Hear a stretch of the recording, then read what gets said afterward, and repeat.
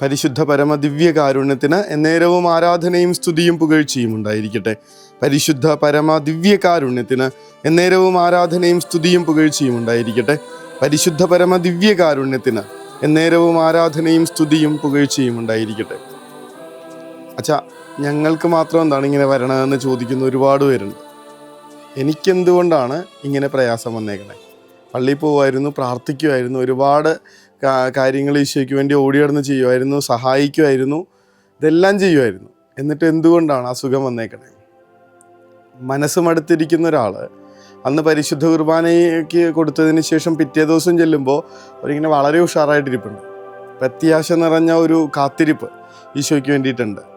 ഇന്നത്തെ ഒന്നാമത്തെ വായനയിൽ നമ്മൾ വായിക്കുന്നുണ്ട്, യുവാക്കൾ പോലും തളരുകയും ക്ഷീണിക്കുകയും ചെയ്യാം, ചെറുപ്പക്കാർ ശക്തിയേറ്റു വീഴാം, എന്നാൽ ദൈവത്തിൽ ആശ്രയിക്കുന്നവർ വീണ്ടും ശക്തി പ്രാപിക്കും. അവർ കഴുകന്മാരെ പോലെ ചിറകടിച്ചുയരും, അവർ ഓടിയാലും ക്ഷീണിക്കുകയില്ല, നടന്നാൽ തളരുകയുമില്ല. അവസാനത്തെ വചനം ഒന്ന് എടുക്കണം, വളരെ കൃത്യമായിട്ട് നോട്ട് ചെയ്യേണ്ട, നല്ല ധ്യാനം ആവശ്യമുള്ള കാര്യമാണ്. അവർ ഓടിയാലും ക്ഷീണിക്കുകയില്ല, നടന്നാൽ തളരുകയുമില്ല. ഓടേണ്ട വരും, നമ്മളത് പ്രതീക്ഷിക്കുന്നില്ല, നടക്കേണ്ടി വരും. അത് നമ്മൾ കർത്താവിനോട് ചേർന്ന് നിൽക്കുമ്പോൾ അത് ഉണ്ടാവില്ലെന്നാണ് കരുതണത്.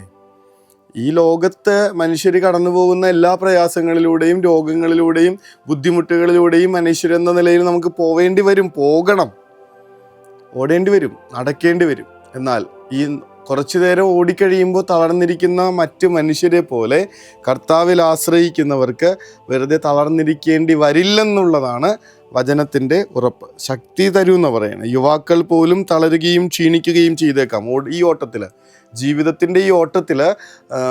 ഈ നമ്മൾ കുറച്ച് കഴിയുമ്പോൾ വല്ലാതെ ക്ഷീണിക്കും, നടന്ന് നമ്മൾ തളരും. ആ സമയത്തും മറ്റുള്ളവരെ നോക്കി പുഞ്ചിരിച്ച് ചിലപ്പോൾ അവരുടെ കൈ പിടിച്ച് അവർക്ക് ബലം കൊടുത്ത് അവരെയും കൂട്ടിക്കൊണ്ട് നമുക്ക് നടക്കാൻ പറ്റുന്ന വിധത്തിൽ കർത്താവ് നമ്മൾക്ക് ശക്തി തരും എന്നുള്ളത്. ഈശോയിൽ ആശ്രയിക്കുന്നവർക്ക്, ദൈവത്തിൽ ആശ്രയിക്കുന്നവർ വീണ്ടും ശക്തി പ്രാപിക്കും, അവർ കഴുകന്മാരെ പോലെ ചിറകടിച്ചുയരും. കഴുകനെയൊക്കെ നമുക്കറിയാവുന്നത്, രണ്ടാം വട്ടം ജന്മമൊക്കെ ഉണ്ട് അതിന്.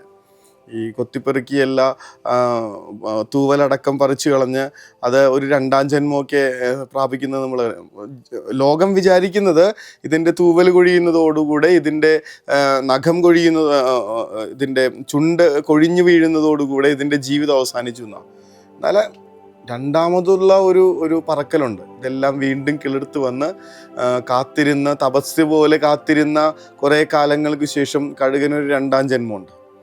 അത് ആദ്യത്തേതിനേക്കാൾ കരുത്തുറ്റതാണ്. ഇതാണ് പറയുന്നത്, കഴുകന്മാരെ പോലെ കർത്താവിൽ ആശ്രയിക്കുന്നവർ.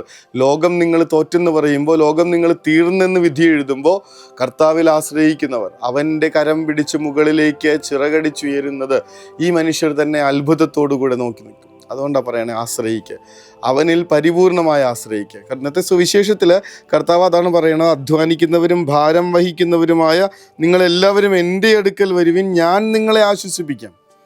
ആ തമ്പുരാനിലേക്ക് ചേർന്ന് നിൽക്കാനായിട്ടുള്ള ക്ഷണമുണ്ട്.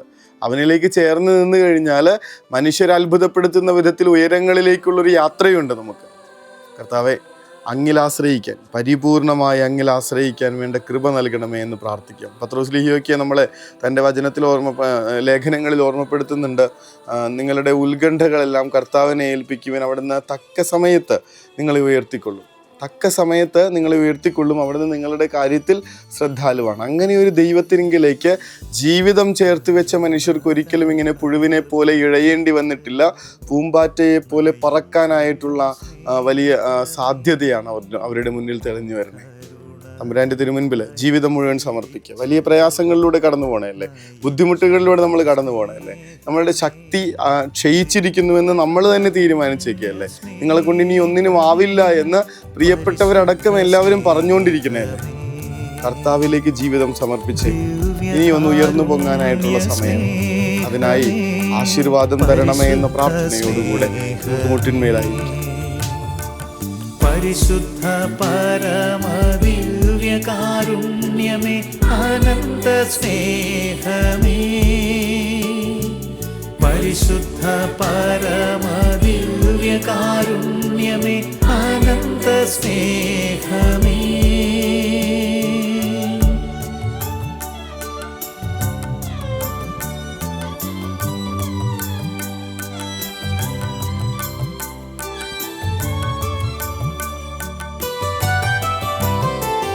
പരിശുദ്ധ പരമ ദിവ്യകാരുണ്യത്തിന് എന്നേരവും ആരാധനയും സ്തുതിയും പുകഴ്ചയും ഉണ്ടായിരിക്കട്ടെ. പരിശുദ്ധ പരമ ദിവ്യകാരുണ്യത്തിന് എന്നേരവും ആരാധനയും സ്തുതിയും പുകഴ്ചയും ഉണ്ടായിരിക്കട്ടെ. പരിശുദ്ധ പരമ ദിവ്യകാരുണ്യത്തിന് എന്നേരവും ആരാധനയും സ്തുതിയും പുകഴ്ചയും ഉണ്ടായിരിക്കട്ടെ. എൻ്റെ ആത്മാവെ കർത്താവിനെ വാഴ്ത്തുക എന്നുള്ളതാണ് ഇന്നത്തെ പ്രതിവചന സങ്കീർത്തനം. ഈ കട്ടിലിൽ തളർന്നു കിടന്നുകൊണ്ട് പോലും ആകാശം തൊടുന്ന ചില മനുഷ്യരുണ്ട്. അങ്ങനെ കർത്താവിലേക്ക് ജീവിതം ചേർത്ത് വെക്കുമ്പോൾ കിട്ടുന്ന ബലത്തെ ഓർത്തിട്ട്, അവിടെ നിന്ന് നമുക്ക് ഇതുവരെ തന്നിട്ടുള്ള കൃപകളെ ഓർത്തിട്ട് അവിടത്തെ വാഴ്ത്തി സ്തുതിച്ചിട്ട് വേണം ഈ രാത്രിയിൽ ഉറക്കത്തിലേക്ക് പോകാൻ. സ്വർഗം സഹായിക്കട്ടെ. കരുണതൻ കയർ പിടിച്ച് നയിച്ചിടും സ്നേഹമേ, ദിവ്യകാരുണ്യ സ്നേഹമേ, പരിശുദ്ധ സ്നേഹമേ, പരിശുദ്ധ പരമ ദിവ്യകാരുണ്യമേ, അനന്ത സ്നേഹമേ, പരിശുദ്ധ പരമ ദിവ്യകാരുണ്യമേ, അനന്ത സ്നേഹമേ.